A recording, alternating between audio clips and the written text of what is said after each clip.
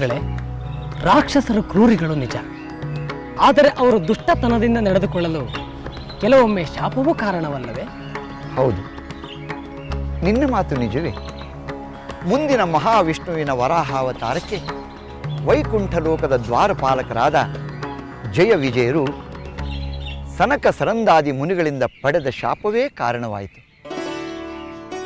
ವಿಷ್ಣುವಿನ ದರ್ಶನಾಕಾಂಕ್ಷಿಯಾಗಿ ಬಂದ ಸನಕ ಸನಂದಾದಿಗಳಿಗೆ ಜಯ ವಿಜಯರು ಅಪಮಾನಿಸಿದರು.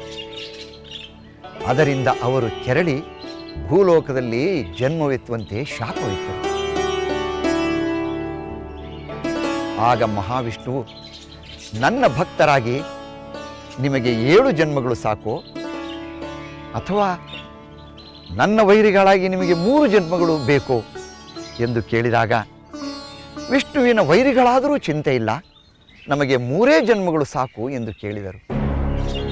ಅದರಂತೆ ಮೊದಲು ಕೃತಯುಗದಲ್ಲಿ ಹಿರಣ್ಯಾಕ್ಷ ಹಿರಣ್ಯಕಶಿಪುವಾಗಿ ಜನ್ಮ ತಾಳಿದರು. ವಿಷ್ಣು ವೈರಿಗಳಾದ ಅವರು ದೇವತೆಗಳನ್ನು ಸಜ್ಜನರನ್ನು ಪೀಡಿಸತೊಡಗಿದರು.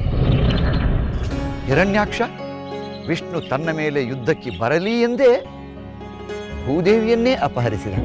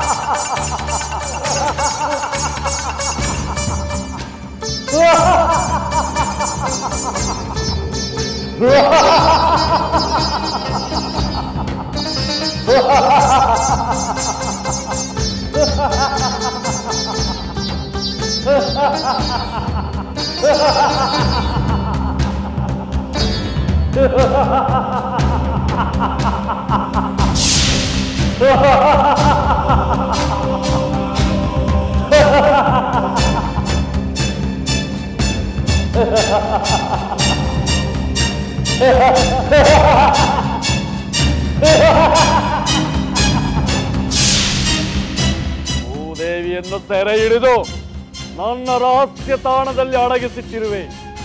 ಭೂದೇವಿಯನ್ನು ಕಾಣದೆ ಆ ವಿಷ್ಣು ಕಂಗಾಲಾಗಿರುವನು. ಆ ನನ್ನ ಕಡುವೈರಿ ಸುಮ್ಮನಿರುವುದಿಲ್ಲ. ಭೂದೇವಿಯನ್ನು ಬಿಡಿಸಿಕೊಳ್ಳಲು ಬಂದಿಯೇ ಬರುತ್ತಾನೆ. ಬರಲಿ ಬರಲಿ, ನನಗೂ ಅದೇ ಬೇಕಾದದ್ದು.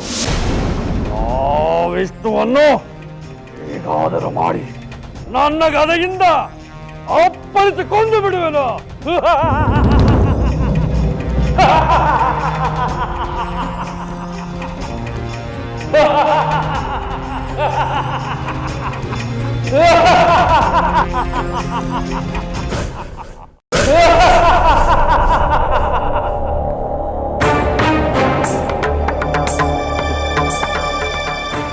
ಎಲ್ಲವೋ ಅಸುರಾಧಮ, ನಿನ್ನ ಭ್ರಮೆ ಬಹುಬೇಗ ಕರಗಿ ಹೋಗುತ್ತದೆ.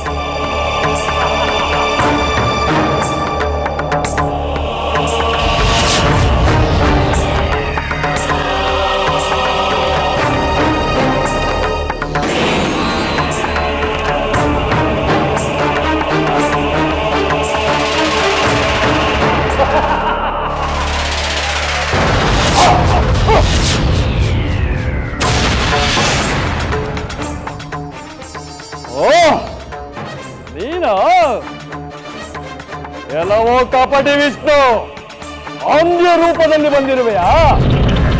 ನೀನು ಮೊದಲೇ ನಯವಂಚಕನಲ್ಲವೇ? ನೀನು ಯಾವ ರೂಪದಲ್ಲಿ ಬಂದರೇನು? ನಿನ್ನನ್ನು ನಾನು ಸಂಹರಿಸುವೆನು.